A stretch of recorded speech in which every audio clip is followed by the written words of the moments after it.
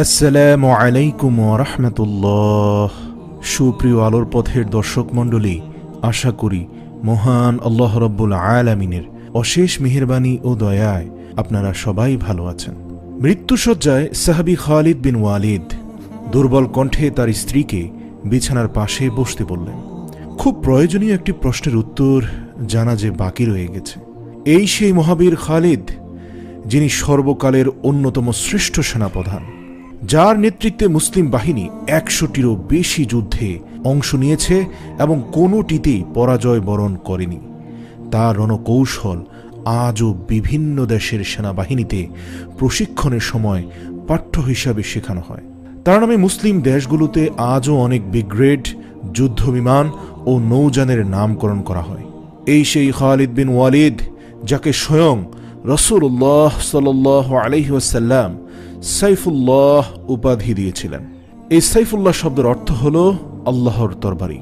এই সেই খালিদ, যিনি মুসলিম বাহিনীর সেনাপ্রধান হিসাবে তুখর বিজয়ী আর ক্যারিয়ারের তুঙ্গে থাকা অবস্থায় তৎকালীন খলিফা ওমর ইবনুল খাত্তাবের নির্দেশে বিনা বাক্য ব্যয়ে সেনাপ্রধানের পদ থেকে ইস্তফা দিয়ে সাধারণ সৈনিক হিসাবে লড়াই করা শুরু করেন।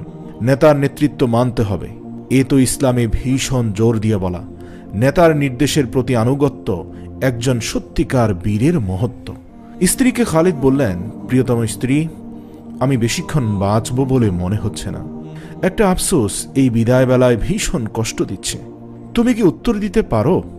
খালিদের স্ত্রী বিনয়ের সাথে জিজ্ঞেস করলেন, হে মহাবীর, কি প্রশ্ন আপনার মনে?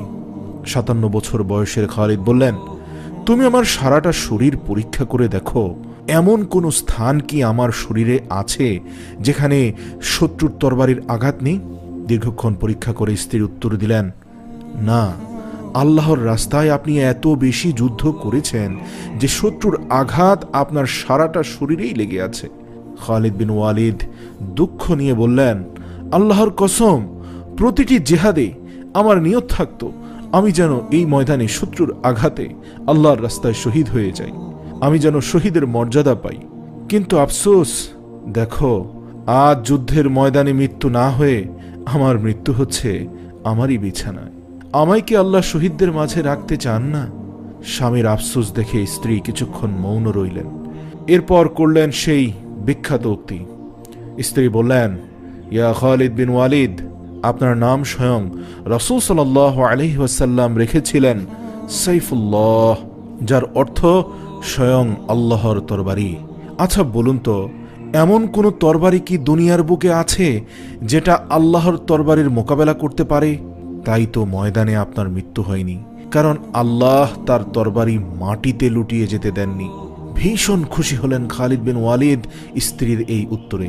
বুঝতে পারলেন আল্লাহর ইচ্ছা এবং কিছুক্ষণ পরে শান্তিতে বেহেশতের রাস্তায় চলে যাবেন ইনশাআল্লাহ। আমরা অনেকে সম্রাট জুলিয়াস সিজারের গুণগান করি, আলেকজান্ডার দ্য গ্রেটের গল্প মন দিয়ে শুনি, নেপোলিয়নকে শ্রেষ্ঠ বলি, অথচ নিরপেক্ষ দৃষ্টিতে গবেষণা করলে সবাই এক বাক্যে স্বীকার করবে যে জেনারেল খালিদ বিন ওয়ালিদের নেতৃত্বগুণ, বীরত্ব আর রণকৌশলের সামনে অন্য যে কোনো সেনানায়কই তুচ্ছ। পৃথিবীতে খালিদ বিন ওয়ালিদ এক এবং অদ্বিতীয়। আমার সর্বকালের শ্রেষ্ঠ যোদ্ধা মনে হয় তাকে। আর এসব কোনো কল্পকাহিনী নয়, ইতিহাস ঘাটলেই তার শ্রেষ্ঠত্ব প্রমাণিত হয়। এমন বীর সাহাবীদের জীবনী যেন আমাদের প্রতিদিনের পথ চলায় অনুপ্রাণিত করে। এই সকল বীররাই যেন আমাদের অনুপ্রেরণার উৎস হয়। আমাদের ইতিহাস, কৃষ্টি, ঐতিহ্যতে ইসলামী ব্যক্তিত্ব এমনভাবে তুলে ধরা হয় না বিধায় ইসলাম এতটা ক্ষতিগ্রস্ত। আমাদের ভিডিওগুলো ভালো লাগলে আমাদের পেজে লাইক দিতে পারেন এবং আমাদের ইউটিউব চ্যানেল সাবস্ক্রাইব করতে পারেন।